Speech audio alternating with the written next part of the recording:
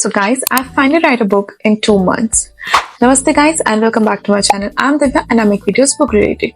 So today I'm going to be reviewing a book that is the Rise of Synne, book 1 in Believe in Destiny series by Laurence O'Bryan, which is from one of my favorite genre, that is historical fantasy fiction. Now the story of the Rise of Synne is, again, as the title tells, about the Synne and takes place in 1066 in Old England, and the story revolves around this Synne, who is an orphan healer whose mother died, which is a mystery again, had 2 sisters who were abducted by the murder of her mother, and she and her brother was on run from the invasion by Normans. Now she gets entangled in this chaotic aftermath of the Battle of Hastings.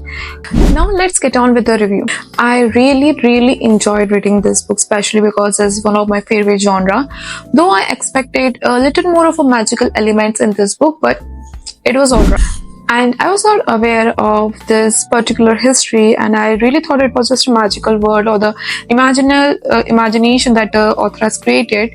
But while reading and researching some words, I got to know that it's actually a real history related story and made me want to Google it and read more about it. She was written as a bold, brave, yet different from other women of that time period, yet another not your typical female lead character. She had so many impulsive actions, impulsive decisions that she made in this whole book that made me also want to think that how can she even go and talk to some higher authorities way higher than her status and just bluntly blurt out whatever she wanted to. It was a very interesting character from the very start, but I really wanted to see her character as an individual character rather than some other than ordinary woman character. But another main character who was our male character was Magnus, the second son of King Harold.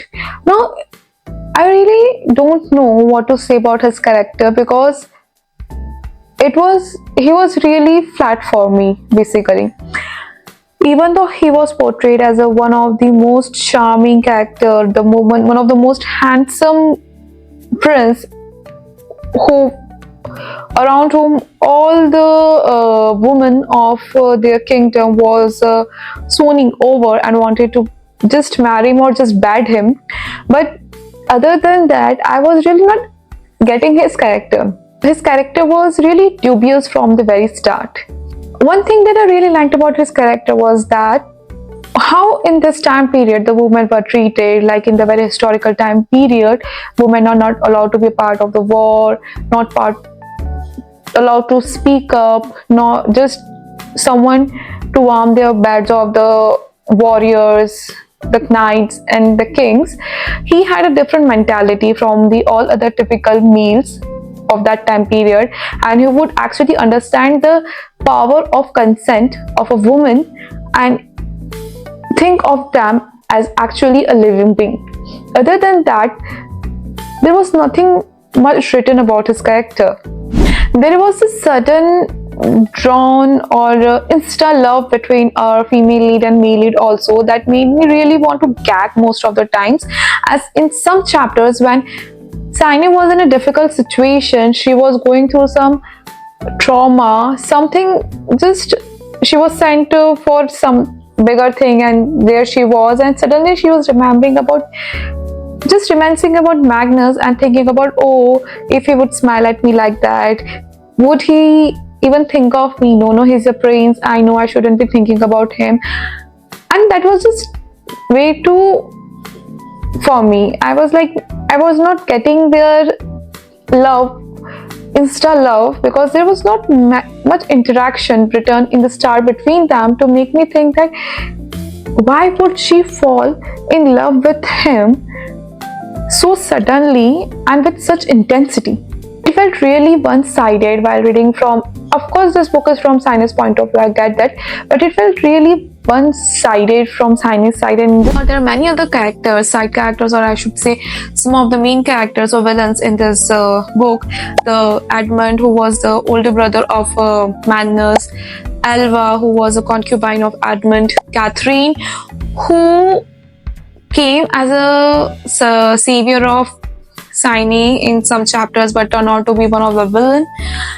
Some other side characters, her sisters, and yeah, there was two main villain characters that I actually wanted to read more about. Were this the king of Norman, that was William, Duke William, and his brother Oda, because there was this mystery around King William and why he wanted to conquer conquer English, and why was he the rightful owner of the crown and not the King Harlot. I really wanted to know the backstory of that.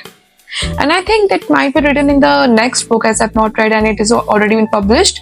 But I would have liked that there was a little bit chapter or 1 or 2 pages about the backstory and why he wanted to invade and why there was so many bloodshed because of that crown. As for the story, right, I really loved the storyline and whole world building, the whole plot wise. I really liked that. I did not have to put one and one together to know that what was going to happen. The pages, the chapters, the paragraphs, the scenes flow effortlessly, intricately, and seamlessly. I really liked how it tried to stay true to the historical time period, how she met, how she and Synne and her brother went on with other people to run away from Normans, how she met these two soul hires of King Harlot that were Magnus and Edmund, how she get to know them, how she then further went and evolved as a character. The writing style was not exactly an old English kind of writing style, which I actually like because I am not really a fan, or I have not too much understanding to read that old English and going back to dictionary again and again. It was easy to understand, but at the same time it was not very ancient or old English type of writing.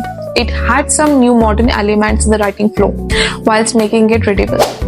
So overall, I really enjoyed reading this book. I would definitely recommend this book if you're a fan of historical, I really don't know, kind of historical fantasy genre, and would love to read something about historically